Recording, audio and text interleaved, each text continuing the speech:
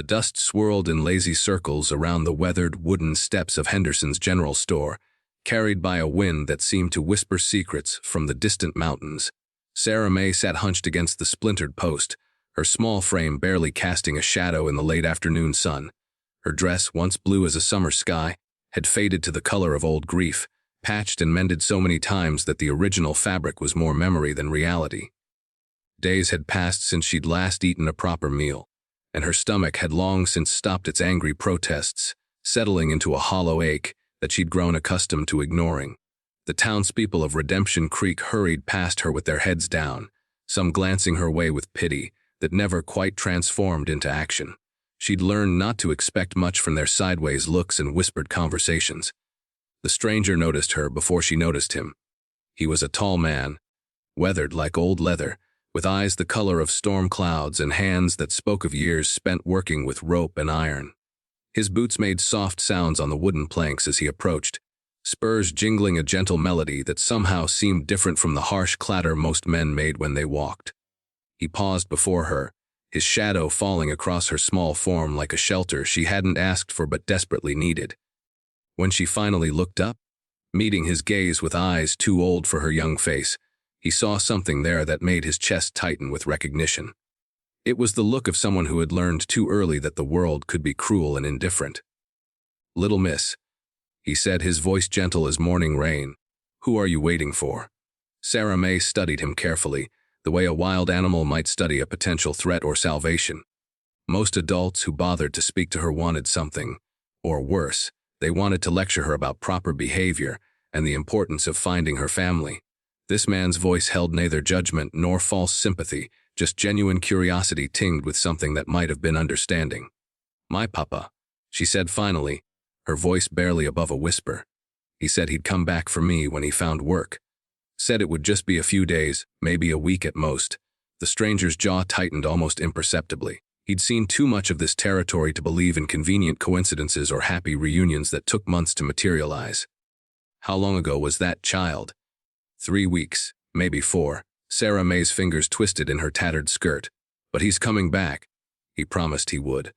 The man looked down at her with eyes that had seen their share of broken promises and abandoned children. His name was Thomas Whitmore, though most folks called him Tom, and he'd been drifting from town to town for the better part of 5 years, ever since his own world had collapsed around him like a house of cards in a windstorm.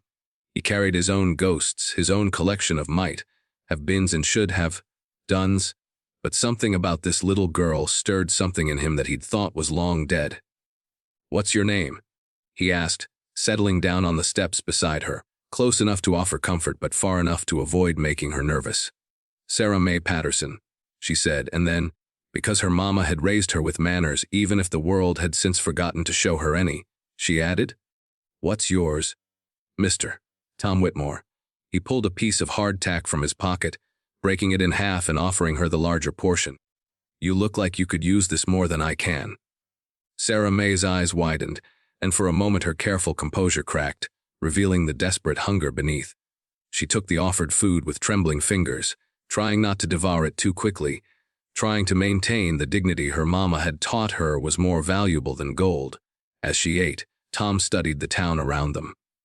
Redemption Creek was the kind of place that existed because someone had decided it was far enough from civilization to start fresh, but not so far that they couldn't get supplies when they needed them.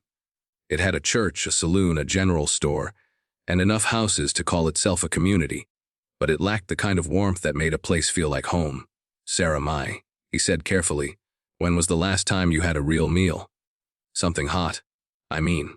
She considered the question seriously, as if afraid that admitting the truth would somehow make her papa's absence more real. "Mrs. Henderson gave me some soup yesterday, or maybe it was the day before." The days all run together when you're waiting. Tom felt something twist in his chest. He'd been a drifter for years now, moving from town to town, taking whatever work he could find, staying just long enough to earn enough money to move on to the next place. He'd told himself it was freedom, this rootless existence. But looking at Sarah May, he remembered what it felt like to have people depending on you, to have a reason to stay in one place and build something lasting. "Tell me about your papa," he said. What kind of work was he looking for? Sarah May's face brightened a little. the way children's faces do when they talk about the people they love. Papa's real good with horses. He can gentle the wildest Mustang. Make them trust him just by talking soft and being patient. Before Mama died, we had a little spread outside of town, and folks would bring their difficult horses to Papa. He said that horses and people aren't so different, that they both just need someone to understand them. The picture she painted was becoming clearer to Tom, and none of it was good. A man who worked with horses, leaving his daughter alone while he searched for employment, would have found work quickly in a territory where good horsemen were worth their weight in silver. The fact that Sarah May was still waiting meant one of two things. Either her father was dead, or he'd decided that the responsibilities of single parenthood were more than he could handle. Tom had seen both scenarios play out too many times in his wanderings across the frontier. Death was common out here, where a snake bite, a fall from a horse, or a simple case of bad luck could end a life in moments. But abandonment was just as common, maybe more so, because it required a conscious choice to walk away from everything that mattered. "Sarah Maid," he said, choosing his words carefully. "How long do you think you'll wait here?" "As long as it takes," she said with the fierce determination that only children can muster when they're defending the last hope they have. Papa always keeps his promises. Always. Tom looked at her, this small girl with dirt under her fingernails and hope still burning in her eyes, and felt something shift inside him. Maybe it was recognition of his own stubborn loyalty to people who'd never deserved it. Maybe it was the memory of his own daughter, lost to fever and his inability to find a doctor in time. Or maybe it was just the simple human decency that he'd been trying to bury under years of cynicism and self-imposed isolation. "Well then," he said, standing up and dusting off his pants, "if you're gonna wait, you might as well wait somewhere comfortable. How about we get you a proper meal and a place to sleep tonight? Your papa will still be able to find you in the morning." Sarah May looked up at him with suspicion that broke his heart. She'd learned to be wary of adult promises, he realized. Learned that kindness often came with conditions that a child couldn't meet. "Why would you help me?" she asked. "You don't even know me." Tom considered several answers. All of them true, but none of them complete. He could tell her about his own daughter, about the guilt that followed him like a shadow, about the way helping others sometimes felt like the only way to make amends for past failures. Instead, he settled on the simplest truth. Because you need help, and I'm here to give it. It took some negotiating with Mrs. Henderson at the boarding house to secure Sarah May a room and meals for a week, with Tom paying in advance and promising to cover any additional expenses. The woman was suspicious at first, wondering about Tom's motives and questioning the propriety of a strange man taking responsibility for an unrelated child. But something in his manner, or maybe the way Sarah May's eyes lit up at the prospect of a real bed and regular meals, convinced her to agree. That night, as Sarah May slept in a real bed for the first time in weeks, Tom sat on the porch of the boarding house and tried to figure out what he'd gotten himself into. He'd come to Redemption Creek looking for work, planning to stay just long enough to earn money for supplies and then move on to the next town. He hadn't planned on acquiring a 7-year-old responsibility with eyes that reminded him too much of his own losses. The next morning brought no sign of Sarah May's father, but it did bring an opportunity. Jake Morrison, who owned the largest ranch outside of town, was looking for someone to break a string of Mustangs he'd acquired from a traveling horse trader. The work was dangerous but well-paying, exactly the kind of job Tom usually looked for when he needed to rebuild his stake and move on. He found Sarah May at the general store, back on her familiar perch on the steps, scanning the horizon for a figure that Tom was increasingly certain would never appear. "Good morning, little miss," he said, settling down beside her. "Sleep well?" "Yes, sir. Thank you for the room. And the food." Her manners were impeccable, a testament to parents who'd raised her right before the world took them away. "Papa should be here soon. I can feel it." Tom nodded, not wanting to challenge her hope directly. "Sarah May, I need to ask you something, and I want you to think real hard before you answer. If your papa doesn't come today, or tomorrow, or even next week, what would you like to do?" The question hung between them like morning mist, delicate and easily disturbed. Sarah May's small hands twisted in her skirt, and Tom could see her wrestling with possibilities she didn't want to acknowledge. "He's coming," she said finally, but her voice lacked its previous conviction. "I know you believe that," Tom said gently, "and maybe he will. But just in case, maybe we should think about other options. I got offered some work here in town, breaking horses for Mr. Morrison's ranch. Good work, steady pay. I could stay around for a while. Make sure you're taken care of while we wait." Sarah May looked at him with a mixture of hope and fear. Adults who made promises often broke them, but adults who abandoned children were even worse. The fact that this stranger was offering to stay to wait with her seemed too good to be true. "Why would you do that?" she asked. Tom was quiet for a long moment, watching the dust devils dance in the street and trying to find words for feelings he'd kept buried for years. "I had a daughter once," he said finally. "About your age. She died of fever while I was away working, trying to earn money to buy medicine for her mama. I wasn't there when she needed me most." He paused, swallowing against the familiar tightness in his throat that came whenever he talked about Lucy. "I can't bring her back, but maybe I can make sure another little girl doesn't have to face the world alone." Sarah May considered this with the seriousness that children bring to life-changing decisions. "What if Papa comes back and can't find me? Then we'll make sure everyone in town knows where you are and where you've gone. We'll leave word at the general store, the saloon, the church. If your Papa comes looking, he'll find you." It was a practical solution, but Tom could see that Sarah May was struggling with more than logistics. She was being asked to choose between hope and reality, between the father she remembered and the life she might have if she stopped waiting for him. "I don't want to stop believing in him," she whispered. "You don't have to," Tom said. "But believing in someone doesn't mean you have to put your whole life on hold waiting for them. Sometimes the best way to honor the people we love is to keep living, keep growing, keep becoming the person they'd want us to be." Over the next few days, Tom began working with Morrison's Mustangs while Sarah May continued her vigil at the general store. But something had changed in her posture, in the way she watched the horizon.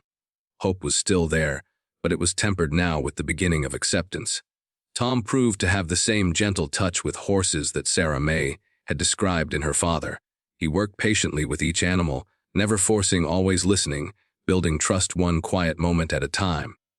Word spread quickly through the town about the stranger who could calm the wildest Mustang with nothing but patience and understanding. Sarah May began spending her afternoons at the ranch, watching Tom work. She had an intuitive understanding of horses that amazed both Tom and Morrison, and it became clear that her father had taught her well before circumstances forced them apart. "She's got the gift," Morrison told Tom one evening as they watched Sarah May gently brush a mare that had been wild and fearful just days before. Rare to see it in someone so young. Tom nodded, feeling a familiar pride that he'd thought he'd lost forever when Lucy died. "Her father trained her well." "About that," Morrison said carefully, "I've been asking around about Robert Patterson. Man who matches your description of Sarah May's father." Tom felt his stomach tighten. "What did you find out?" "He was here, all right. About 6 weeks ago. Stayed at the boarding house for 3 days looking for work." Morrison's expression was grim. "Found it too. Man named Hendricks offered him a job breaking horses for a spread up north. Good money, steady work, and Patterson took the job. Left town the next morning, told Mrs. Henderson he was going to send for his daughter once he got settled." Morrison paused, watching Sarah May with something that might have been pity. "That was 5 weeks ago. Hendricks' spread is only 2 days' ride from here." The implications hit Tom like a physical blow. Sarah May's father hadn't died in some tragic accident or gotten lost trying to find work. He'd found exactly what he was looking for, and he'd chosen not to come back for his daughter. Maybe he'd convinced himself it was temporary, that he'd send for her soon. Maybe he'd decided that she was better off without him. Either way, the result was the same. Sarah May had been abandoned by the one person she trusted most. Tom looked at the little girl, still patiently brushing the mare and humming softly under her breath, and felt rage burning in his chest like a prairie fire. What kind of man left his child sitting on a store step, waiting for a reunion that would never come? But anger wouldn't help Sarah May, and Tom had learned long ago that the world was full of people who failed to live up to their responsibilities. The question now wasn't why Robert Patterson had abandoned his daughter, but what Tom was going to do about it. That night, after Sarah May had gone to bed, Tom sat in Morrison's kitchen and told him everything. The rancher listened in silence, occasionally nodding or shaking his head, but never interrupting. "So what are you thinking?" Morrison asked when Tom finished. I'm thinking that little girl deserves better than sitting on those steps for the rest of her life, waiting for someone who's never coming back. You going to tell her?" Tom was quiet for a long time, staring into his coffee cup as if it held answers to questions he didn't know how to ask. Not yet. Maybe not ever. Sometimes the truth does more harm than good. And what about you? You planning to stay around permanent? Or is this just until you figure out what else to do with her? It was the question Tom had been avoiding, the one that cut to the heart of everything he'd been running from for the past 5 years. Since Lucy's death, he'd told himself that attachment was weakness, that caring too much about anything or anyone was a luxury he couldn't afford. He'd built his life around the principle of never staying anywhere long enough to put down roots or make commitments that might break his heart all over again. But sitting in Morrison's kitchen, thinking about Sarah May's determined wait for a father who would never return, Tom realized that some commitments chose you rather than the other way around. He'd already crossed the line from stranger to protector. The question wasn't whether he cared about Sarah May. He'd answered that question the moment he bought her dinner and a room for the night. The question was whether he was brave enough to admit it. "I don't know," he said finally. "I never planned on staying anywhere this long." "Plans change," Morrison said. "And from what I've seen, that little girl has already decided you're worth trusting. Question is, are you going to prove her right?" The next morning brought news that changed everything. A rider came into town with word that Robert Patterson had been killed in a horse training accident up at the Hendricks Ranch. Kicked in the head by a stallion he'd been trying to break, dead before he hit the ground. Tom felt the news like a physical weight settling on his chest. Sarah May's father was never coming back, not because he'd chosen to abandon her, but because fate had made the choice for him. In some ways, it was better than deliberate abandonment, but in others it was worse. At least abandonment left room for anger, for the possibility of moving on and building something new. Death was final, absolute, offering no second chances or opportunities for redemption. Morrison found Tom sitting on the porch of the boarding house, staring at nothing and trying to figure out how to tell a 7-year-old girl that her world had just gotten a lot smaller and more uncertain. "You going to tell her?" Morrison asked, settling into the chair beside Tom's. "Have to, don't I? She's got a right to know. She's also got a right to be a child for a little while longer. Truth is, telling her won't change anything practical. Her situation is the same either way. She's an orphan who needs someone to take care of her. Only difference is whether she spends the rest of her life thinking her papa chose to leave her." Tom considered this, weighing the relative merits of truth and kindness. "What would you do?" "I'd think about what serves that little girl best, not what makes me feel better about keeping secrets." It was good advice, but it didn't make the decision any easier. Tom spent the rest of the day working with the horses and trying to imagine different ways the conversation might go. In the end, he decided on a version of the truth that might be kinder than the whole story. He found Sarah May at her usual spot on the general store steps, but something was different about her posture. She wasn't scanning the horizon with quite the same intensity, and when she looked up at Tom, her eyes held a new kind of sadness. "He's not coming back, is he?" she said before Tom could speak. The simple question hit him harder than he'd expected. He sat down beside her, trying to find words that would be honest without being cruel. "No, sweetheart, he's not. I see dead." Tom was quiet for a moment, studying her face and trying to gauge how much truth she could handle. "Yes, there was an accident where he was working." "I'm sorry, Sarah May. I'm so very sorry." Sarah May nodded slowly, as if she'd been expecting this news for days and was almost relieved to finally have it confirmed. "I knew," she said quietly. "Deep down, I think I knew. Papa would never have left me waiting if he could help it. Never." Tears started sliding down her cheeks, but she didn't make a sound.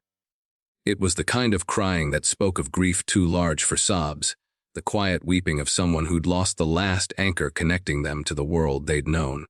Tom reached over and pulled her into his arms, feeling her small body shake with sorrow that no child should have to bear alone. He held her while she cried, offering the only comfort he could give, his presence, his warmth, his promise that whatever came next, she wouldn't have to face it alone. When her tears finally slowed, Sarah May pulled back and looked at him with red, rimmed eyes that seemed older than they had that morning. "What happens to me now?" she asked. It was the question Tom had been dreading and anticipating in equal measure. The easy answer was that she'd become a ward of the territory, probably sent to an orphanage in one of the larger towns where she'd be fed and clothed and educated, but where she'd be just another lost child among dozens of others. The hard answer was that Tom could take responsibility for her, give her a home and a family and all the stability he'd been running from since Lucy died. It would mean staying in Redemption Creek, putting down roots, building the kind of life that could be destroyed by forces beyond his control. That depends, he said carefully. I've got some options to consider, and so do you. Over the next hour, as the sun started its descent toward the western mountains, Tom laid out the possibilities. He could find her a good family to live with, people who had experience raising children and could give her the kind of normal childhood that a drifting cowboy couldn't provide. Or, if she wanted, he could apply to become her legal guardian, give her his name and his protection, and whatever kind of future they could build together. It wouldn't be easy, he told her honestly. I don't know much about raising children, especially little girls. I don't have a permanent home, and I can't promise you fancy clothes or expensive schooling. But I can promise that you'd never be alone again, and that I'd do everything in my power to keep you safe and happy. Sarah May listened to all of this with the serious attention she brought to every important conversation, weighing each word as if her life depended on understanding every nuance. In a way, Tom supposed it did. Would you want me? She asked finally. Really want me? Not just feel sorry for me. The question cut straight to the heart of everything Tom had been afraid to admit to himself. Want her. He already cared about her more than he'd cared about anything in years. She made him laugh with her serious observations about the world, impressed him with her gentle way with animals, and reminded him every day that there was still goodness and hope to be found in even the hardest circumstances. Yes, he said simply. I'd want you. More than I've wanted anything in a very long time. Then yes, Sarah May said, her voice steady despite the tears still drying on her cheeks. I'd like that very much. And so it was that Tom Whitmore, who'd spent 5 years running from the possibility of caring too much about anything, found himself walking into the territorial courthouse in Redemption Creek to file papers that would make Sarah May Patterson into Sarah May Whitmore, his daughter in every way that mattered. The legal process took several weeks, during which Tom and Sarah May settled into a routine that felt surprisingly natural. Tom worked with Morrison's horses during the day, while Sarah May attended the small school that served the children of Redemption Creek.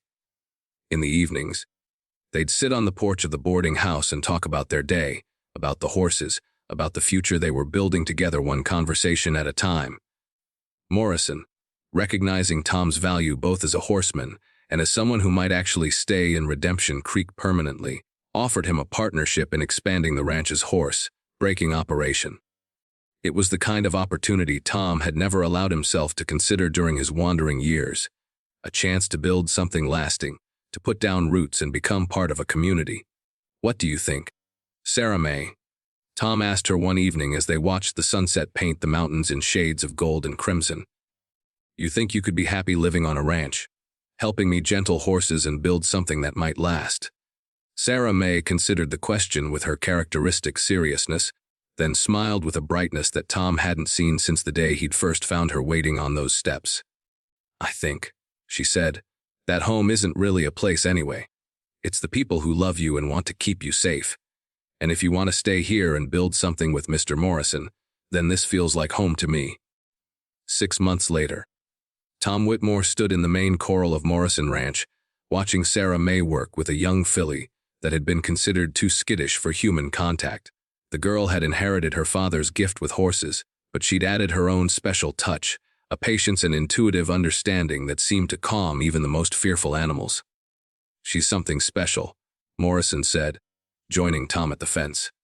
That she is, Tom agreed, feeling the kind of pride that he'd thought was lost to him forever.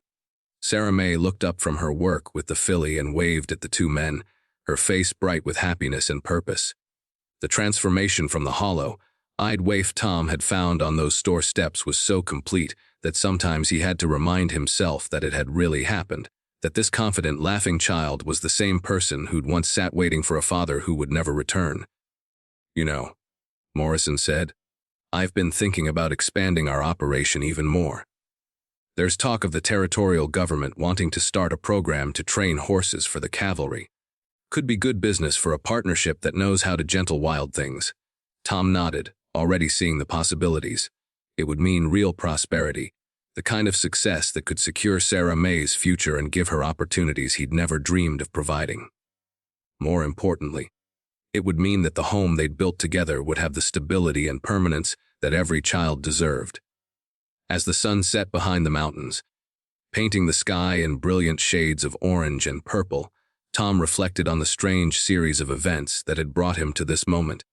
He'd come to Redemption Creek as a drifter looking for temporary work, planning to earn enough money to move on to the next town and the next job. Instead, he'd found a daughter, a home, and a future that felt more real and valuable than anything he'd ever built for himself. Sometimes, Tom thought, the best things in life weren't the ones you planned for, or even the ones you thought you deserved. Sometimes they were the responsibilities that chose you, the connections that formed despite your best efforts to remain unattached. The love that crept up on you while you were busy trying to protect yourself from exactly that kind of vulnerability. Sarah May finished her work with the filly and came running over to the fence, her face flushed with excitement and accomplishment. "Did you see Papa Tom?" she said, using the name that had evolved naturally over their months together. "She let me brush her mane and she didn't try to run away even once." "I saw," Tom said, reaching over the fence to ruffle her hair. "Your father would be proud of you, sweetheart. Real proud." And as they walked back toward the ranch house together, Tom realized that he'd finally found what he'd been looking for during all those years of wandering, even though he hadn't known he was searching for it. He'd found purpose, family, and the kind of peace that came from knowing that whatever challenges tomorrow might bring, he and Sarah May would face them together, as a family, in the place they'd chosen to call home.